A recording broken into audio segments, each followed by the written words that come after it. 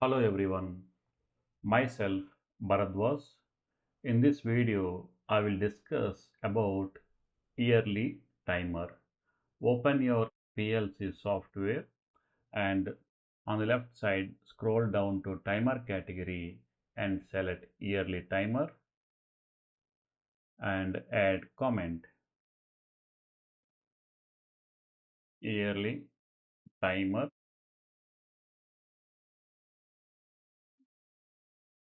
and if you see there are no inputs and only one output is there. So current one digital output Q. So this is our output. So what this yearly timer is, you can turn on an output on the specified year, month and day. Also you can turn off the output. So this blocks yearly timer, weekly timer are available in only select PLC models. The PLC must have an inbuilt internal real-time clock. Then only these blocks will be active and will be available for the programming. So make sure that the PLC must have these blocks if you need these programming blocks. Okay, and go to properties. If you see, there are two patterns available in this block. The first one is yearly pattern and the second one is monthly pattern. We will discuss the first one, yearly pattern. Okay, you can enter your start and stop years. Let's say I want to enter 2025 is my starting year and 2035 is my end year. During these years, every March, that means third month, so I will enter 3 here.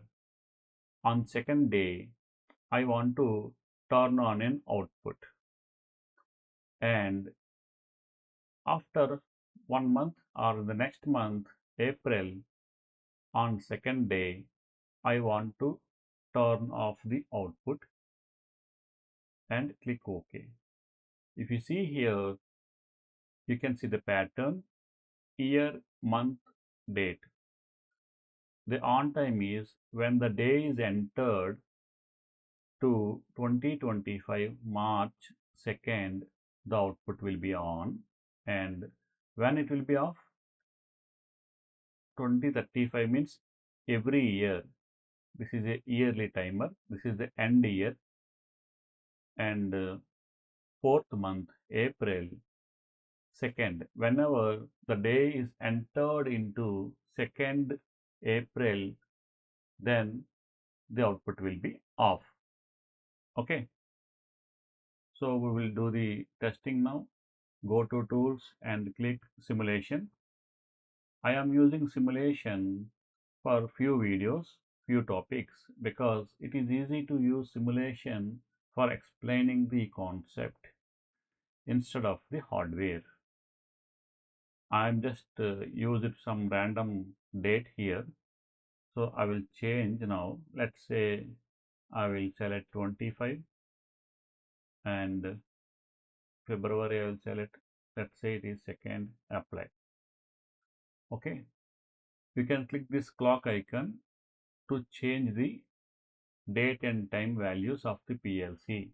Okay. In the simulation. Next, what is the on time? March 2nd. So click here, go to March. I will select first and I will change the time to 23. It is a 24-hour format time, 59:55. Apply. Time is changed, time is running. Whenever the day entered to March 2nd, output will be on. See, we are in 2028, no issue. Uh, Next, I will change the date to March 7. Apply. See, the output is still on. Again, I will change to March 30. Apply. Still on. Now I will change the month, April. April 2nd, right? So I will select April 1st here. Again, I will change the time to, let's say, 50. Apply. Still on. On April 2nd, my output will be off. See, output is off. So this is the yearly timer. You can select the requirement. Go to properties. You can select the condition based on your requirement. Okay. Now check monthly pattern. Every month 15 I want to turn on an output, and on 17 I will turn it off again. Okay. Now click on clock. I will change the year to, let's say, 2032. I will change the month to October. I will select 14 and I will change the time to 23:59:52. Apply. See, on October 15th, every month 15th, output will be on. Output is on. Again, we have to select 17, right? That means I will select 16 here. Again, apply. 16 also it is on. On 17th, it will be off.